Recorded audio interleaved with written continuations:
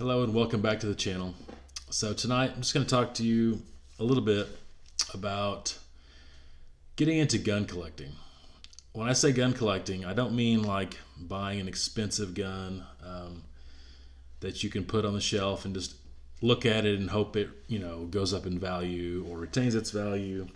I don't mean that type of collecting, but I mean you're looking to buy a tool set. You're looking to buy a series of rifles, and your plan is to use these for hunting or maybe long-range target shooting, whatever the case. And you're just getting into it and you don't know where to start.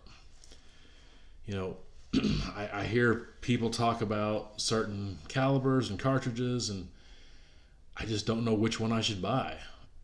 So many ways that you could break it down. You could think, is it for varmints? Is it for deer? Is it for elk? Is it for dangerous game? Am I hunting in North America? Am I hunting in Africa? So you can break it down like that. Is it just for target shooting? Is it predominantly for hunting? Or do I want a gun that does both? Whatever the case. There's so many ways you could break it down. None of them is going to be wrong.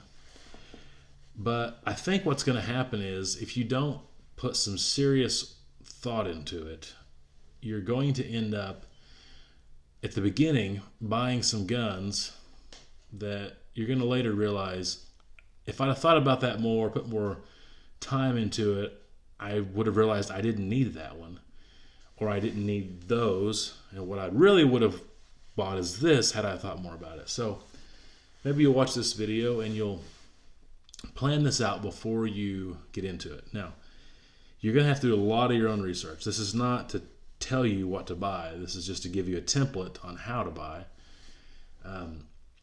I am basing this on my own knowledge and my own research. So you're going to have to do that. You're going to have to spend the time and look this stuff up. Whether you're watching YouTube videos, whether you're reading articles, whatever the case, you're going to have to spend the time. But the big thing you need to know is, what bullet weight am I going to be shooting out of that gun? So this is my way of separating it out, is by bullet weight. So before I get into that, let me just give you an example of what I wouldn't do. Maybe you've heard that a 7mm .08 is awesome. Maybe you've heard that a 7mm Remington Magnum is awesome. 30-06, 308, 270 short mag, 270, on and on and on, 280. And you are thinking that you want to buy maybe 3 or 4 of those ones I just mentioned. What kind of bullet are you going to be shooting out of it? You could shoot a 150 grain bullet out of every single one of those that I mentioned, and about 50 more that I didn't mention. It doesn't mean that you would. You might be shooting a 130 grain bullet out of the 270. You might be shooting a 180 grain bullet out of the 30-06. But the point is, you could be shooting a 150 grain bullet out of every single one of those. And you have to determine before you buy it, what grain bullet am I going to be shooting? So let's just use a 30-06 for an example. If the 30-06 was my only rifle and I wanted to use it for everything, and I was going to hunt coyotes, okay? I'm not going to get a 180 grain bullet. I'm probably going to get like a 130 grain bullet, which is not an efficient bullet whatsoever, because that, for that caliber, that 308 caliber, it's going to be a relatively short bullet, and it's not going to be ballistically coefficient at long ranges. If you're hunting coyotes in an eradication mission, you don't really care about that, especially if it's like 100 yards away or less. It doesn't matter. If I was strictly hunting whitetail deer with my 30-06, I would probably go with a 165 grain bullet, maybe 150 grain bullet. Okay, it's more suited for that. If I knew the only thing I'll ever do with this 30-06 is shoot elk, I'm going to get that 180 grain bullet. So you have to put the time in to understand what I'm going to be doing. So, if I was going to buy a 308 and a 30-06, would that be wrong? Not necessarily, depending on what you're going to do with it. If you're going to hunt whitetail deer with a 150 grain bullet out of a 308, and you're going to hunt elk with a 30-06, has a little bit more energy, a little bit more powder capacity in the case, with a 180 grain bullet, there's nothing wrong with that. So, there's no right or wrong answer to this. You can do with it however you want, but put the time in to think about it. But if you're going to buy 3 or 4 rifles and end up shooting the same grain bullet, even though they're different calibers, the same weight bullet, are you wasting your time? Later on, would you have wished you should have done that? So just because you hear everybody shoots a 308, everybody shoots a 6.5 Creedmoor, everybody shoots a 7 mag, doesn't mean you need to do that. You need to get what you like and what's going to fit your purpose, but base it on the weight of the bullet. And I'm going to break this down for you. I think this is a possibly interesting way, interesting way to think about it, that maybe no one's ever talked about before.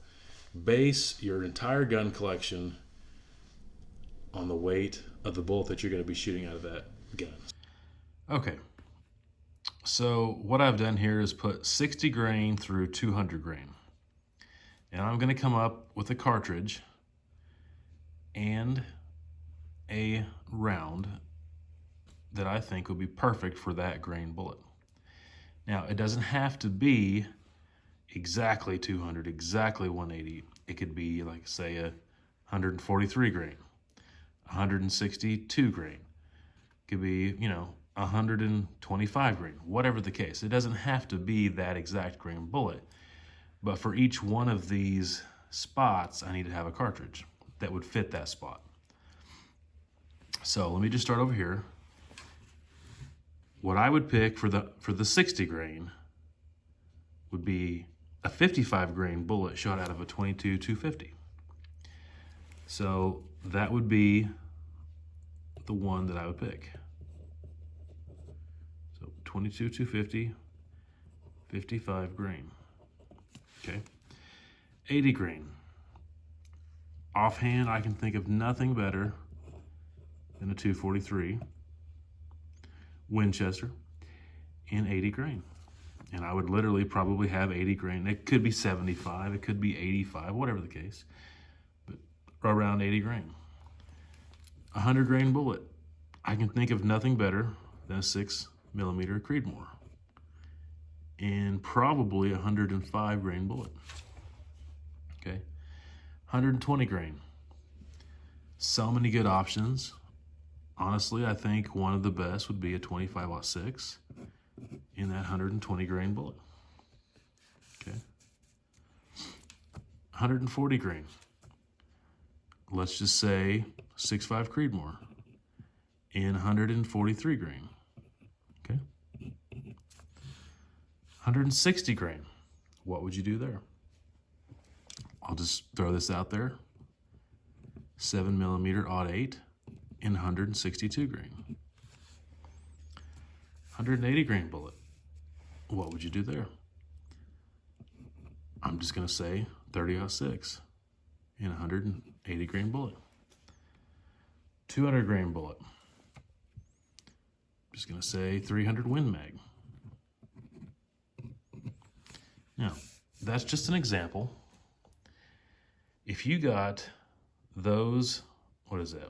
1, 2, 3, 4, 5, 6, 7, 8. If you got those 8 calibers, those 8 cartridges, if you bought a gun, did the research, found the gun you wanted in those 8 cartridges with those weights in mind, because you started with the weights. Before you did anything else, you thought about the weight of the bullet that you'd be shooting, and you researched available rounds, and you discovered that that's what you would be shooting, and you buy that and you get them set up. I'm telling you that you're never gonna decide later on that you don't need these. You might decide later that you could consolidate and maybe not have as many, but these are always gonna have their own purpose because they're shooting a different grain bullet, okay? So that's just an example of what a person could do. Now, I've went much more simple. Let me tell you what I personally like. First of all, I just don't hunt anything that I think I need a 300 Win Mag or bigger. Maybe in my life that'll change. Maybe I'll end up going on a moose hunt or something. I just feel like for the type of hunting I do or plan to do, or long range shooting that I plan to do, or whatever the case, you know, that 30-06, 7mm Magnum, 270 short mag, that's pretty well topping out as far as I ever want to go. So I don't have anything in the 200 plus category. Okay. Now I have, let's just start here, 308 and probably a 150 grain bullet. Okay. So that would be my gun for this category, be the 150 grain bullet. And I want you to notice something else here. I have short and long range because I have two guns here that I'm going to be shooting the same bullet in. Okay. So I'm going to have the 308 right here and the 270 right there. So even though I have two cartridges that I plan on shooting the same bullet out of, they're going to do completely different things. In my opinion, even though plenty of people shoot 308 at long ranges, what I like about a 308 is short range. It's that 250 yard or closer shot. It's just, in my opinion, an excellent deer round, especially whitetail deer. I think it would be phenomenal. Now, a 308 is not flat. A 308 has quite a bit of drop to it. A 270 short mag is very flat, okay? So let me give you an example. This is very unscientific and very crude, but it'll get the point across. Sometimes your faster, flatter shooting bullets are not going to be as accurate or as flat shooting at long ranges. A lot of times you're going to have this flatter bullet. Now let's just say we have two rounds that we're shooting. One is real fast, real flat. The other one is a heavier, longer bullet with a better ballistic coefficient, but it comes out of the barrel a lot slower, okay? Now, we have both guns zeroed in at 100 yards, so that doesn't matter. They're both going to hit the bullseye at 100 yards. After 100 yards, this one here is your flatter shooting one, okay? It's not going to start dropping as quick because the bullet is lighter, because it has more energy. I'm sorry, more velocity, and it's just going to be flatter shooting. So at 200 yards, it's much easier of a shot with the flatter shooting round.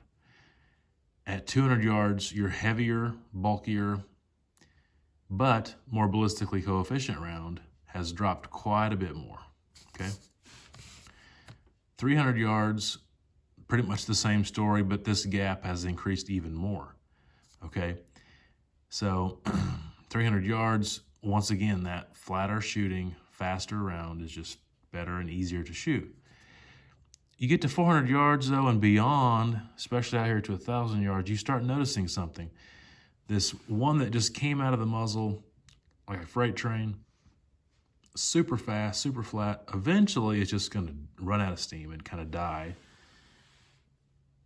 And the one that came out slower but had a more ballistically coefficient bullet is going to keep going. And in these longer ranges, has more energy, more velocity, and it's actually going faster than, it's faster than this one, even though back here it was the opposite. So you have one that comes out screaming and is very flat up to, let's just say 400 yards, and then just starts dying. And then you have another one that comes out relatively slower, but yet a more efficient aerodynamic bullet, and it'll keep going. And the further this would go, the more you would see this to change. This flat, faster one would just keep dying quicker, and this more efficient one is just gonna get better and better and better compared to this one. So that 150 grain bullet is gonna be a lot longer and more ballistically coefficient in the 270 caliber than it will be in a 308 caliber. Therefore, even though they're the same weight bullet, I'm doing two completely different things with these two rounds. So you can't have two cartridges shooting the same bullet, as long as you keep in mind the difference between short and long range. So if I'm just going to go out and hunt whitetail deer, and I'm going to be in the woods, or I'm going to be in an area where there's not a long shot, I would go with the 308.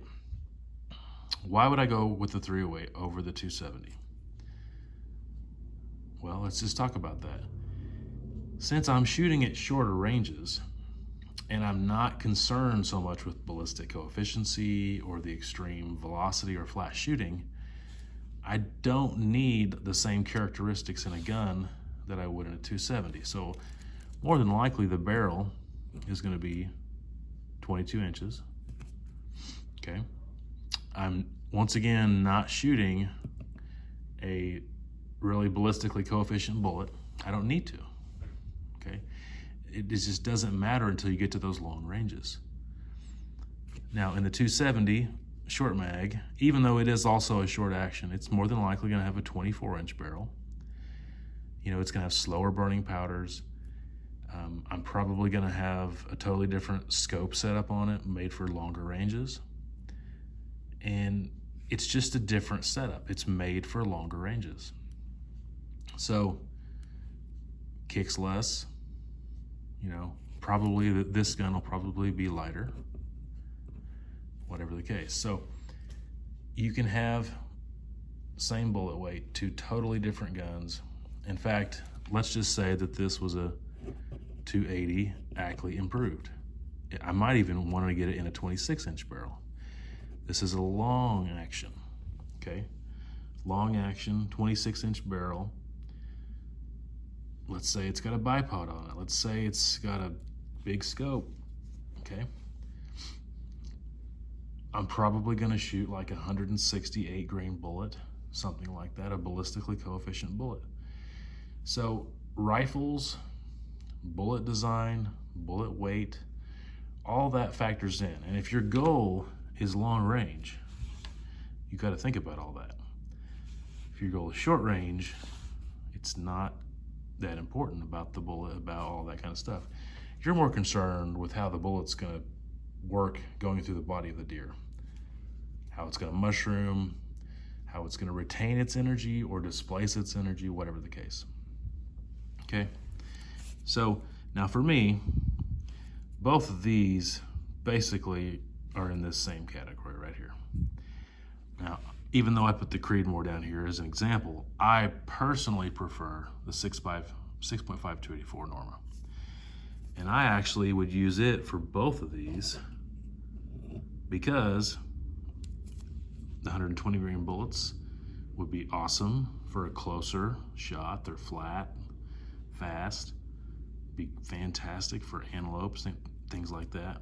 But if I knew that my shots were gonna be out west, like antelope for instance, and gonna be a lot longer, maybe 400 or 500 yards, I would definitely want the 140 grain. It's more ballistically coefficient. So this caliber to me would be perfect for both of those. Same thing over here. Even though I mentioned the 243 with the 80 grain and the 6mm Creedmoor for the 100 grain, or the 105, if you get a 243 with the correct twist rate, probably a 1 in 9 1/4 or faster, you could basically do both of these. And so a 243 could do both of those. And this is what I would pick and what I actually do have in real life. I would get a 22 250 for this. So 60 grain category, 22 250, 55 grain, got it covered. Okay, 243 has got me covered on both of these. 6.5 284 got me covered on both of those. 308 and 270 short mag covered. On these, I'm not too concerned with it based on what I would do. There's some really cool options for that 180 grain. And I probably would pick a 30-06. I'm just a huge 30-06 fan. But you actually can, you know, have a rifle and a cartridge that could get multiple. But this is a great way of thinking about your collection beforehand and really planning this out. Instead of just winging it, instead of just going by popularity contests, instead of just not really putting thought into it, start with this basic premise, these bullet weights. Now, I just happen to know all these cartridges and I know the bullet weights. You're gonna have to do research. And you're gonna have to think about short, long. What am I doing with these? 308, once again, would be in the short range. 270 would be for long range. 6.5 284 is going to be for long range. The 100 grain 243 is going to be long range. The 80 grain, it can kind of be in the middle, but probably more for short range. 22 250, the 55 grain bullet, kind of in the middle as well. Point being this, you just got to think about how long does the barrel need to be. If it's super long range, it probably needs to be a longer barrel, powder that burns up slower, probably needs to have a more ballistically coefficient bullet, so a hefty bullet for its caliber, and you're going to have to think about all these things. But if you're planning on a short range cartridge, it's not that big of a deal. You can put this in a totally different category. So this is just an example of how I look at it, but I honestly think it's a really good way to do it. It's a good way to not waste your time or waste money buying, certain cartridges that later on you're going to think, why did I buy that? Why did I buy that 260 and that 6.5 Creedmoor and that 6.5 by 55 Swede? That was a mistake. Why did I buy that 280 Ackley Improved, that 7mm Odd 8, and that 270 and that 270 Winchester Short Magnum? I don't need all those, So you have to think about this, and a great way to think about it is to look at the bullet weights.